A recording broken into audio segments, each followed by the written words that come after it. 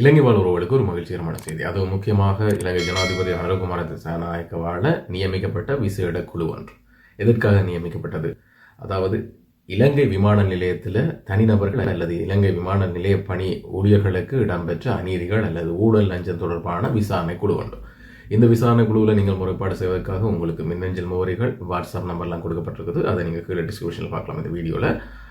இந்த குழுவோட முக்கியமான எதிர்பார்ப்பு என்னென்னு சொன்னால், தனிநபர்களிடம் அடிமட்டம் சாதாரண தர பொதுமக்களிடம் இருந்து இந்த விசாரணைகள் கட்டாயம் தங்களுக்கு ஒத்துழைப்பு வேண்டும் என்று சொல்லித்தான் இந்த வாட்ஸ்அப் இலக்கம் மற்றது மின்னஞ்சல் முகவரிகள் எல்லாம் கொடுக்கப்பட்டிருக்குது. மின்னஞ்சல் முகவரிகள் பாவிக்க தெரியாதவர்களுக்காகத்தான் இந்த வாட்ஸ்அப் இலக்கம் கொடுக்கப்பட்டிருக்கு.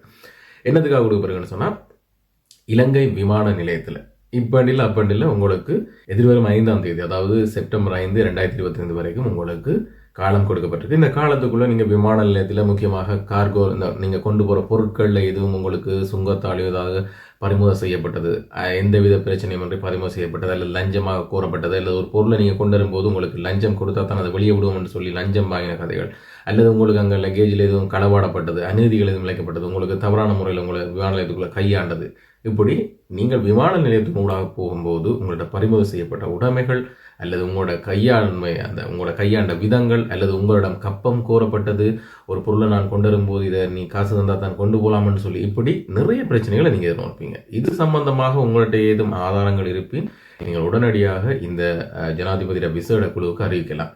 ஏன்னு சொன்ன தெரியும், உங்களுக்கு அடியில் நீங்கள் இலங்கை வரலாற்றில் இல்லாத வகையில் இந்த சுங்க வருமானத்தை கேள்விப்பட்டிருப்பீங்க. அதாவது லஞ்சம் ஊழலற்ற, இப்போ முதலாவது இலங்கையில் ஜனாதிபதி ஆட்சிக்கு வந்த பிறகு கை வச்ச பிரதான ஒரு பிரிவு தான் இந்த சுங்கத்தில் லஞ்சம் ஊழலற்ற ஒரு சேவை அங்கே இடம்பெற்றதன் காரணமாகத்தான் இந்த வரலாற்றில் இல்லாத வகையில் ஒரு நேர்த்தியான வருமானம் ஒன்று அங்கே ஈட்டக்கூடியதாக இருந்ததாக இந்த ஆட்சியில் இருக்க அரசு தெரிவிச்சிருந்தது. ஸோ மேலும் இது ஒரு பாரிய லெவலில், ஒரு மினிஸ்ட்ரி லெவலில், ஒரு பணக்கார லெவலில், பெரியாக்கள்ன்ற ரீதியில் தான் எல்லாம் ஆராயப்பட்டது. ஆனால் இங்கே இந்த ஆலோசனை குழு சொல்லியிருக்கோம் என்ன, சாதாரண மக்களுக்கும் இங்கே அநீதி நடந்திருக்கு. உண்மையும் அதுதான். அப்போ இந்த அநீதிகளை தட்டி கேட்கறதுக்காக ஜனாதிபதியால் நிர்ணயிக்கப்பட்ட இந்த குழு தான் இந்த ஜனாதிபதி விசேட குழு. அதாவது விமான நிலையத்தினூடாக இலங்கை விமான நிலையங்களையோ அங்கே பணிபுரிகின்ற ஊழியர்களுக்கு அல்லது அங்கே அந்த விமான நிலையங்களூடாக போகிற தனிநபர்கள், முக்கியமாக யார் போகிறது, இந்த சவுதி, குவைத், கட்டார் போன்ற நாடுகளில் பணிபுரிகிறவர்கள் லீவில் வரும்போது வீட்டுக்கு சொல்லி சில சாமான்களை கொண்டு வருவாங்க, மொபைல் ஃபோன் கொண்டு வருவாங்க, லேப்டாப் கொண்டு வருவாங்க, டிவி கொண்டு வருவாங்க. இதெல்லாம் என்ன கணக்கு காசு கொடுத்து வாங்கிக்கல. ஸோ அங்கே இருக்கிற அதிகாரிகளுக்கு தெரியும், கணக்கு காசு கொடுத்து வாங்குறாங்க, நாங்கள் கொஞ்சமாக லஞ்சம் கோரினா எப்படியும் வீட்டு கொண்டு போகத்தான்னு பார்ப்பாங்க, நம்ம பறிச்சு எடுக்கலாம்னு நிறைய அநீதிகள் நடந்திருக்கு. அப்போ அதுக்கு உங்களுக்கு ஆதாரம் இருக்குமென்னு சொன்னால் நீங்கள் அதை எடுத்து வைக்கலாம்.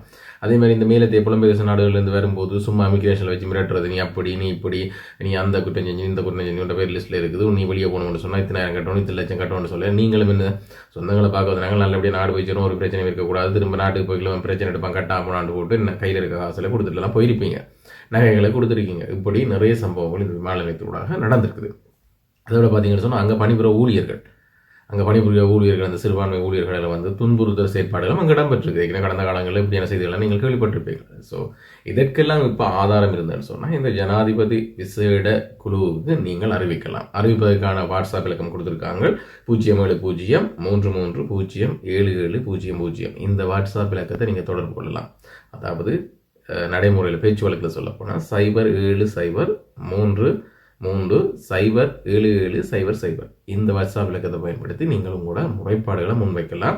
உங்களோட ஆதாரம் இருக்குமாயின், ஒரு 2 வருடத்துக்கு முன்னால் நீங்கள் கொண்டு வந்த ஒரு நகை பறிமுதல் செய்யப்பட்டது, நீங்கள் கொண்டு போகலான்னு சொல்லி அதுக்குரிய ஆதாரம் உங்கள்கிட்ட இருக்கும், அதுக்குரிய ரிசிப்ட் இருக்குது, நான் விமான நிலையத்தில் நான் பறிமுதல் செய்தேன்னு சொல்லி இந்த டேட்டில் இன்னும் நடந்தேன்னு சொல்லி. இப்போ உங்கள்கிட்ட ஆதாரம் இல்லைன்னு சொன்னால் இலங்கை விமானத்தில் சிசிடிவி கேமராஸ் எல்லாம் இருக்கும், அங்கே ரெக்கார்டிங் எல்லாம் இருக்கும், பல வருஷங்கள் ரெக்கார்டிங்லாம் இருக்கும்.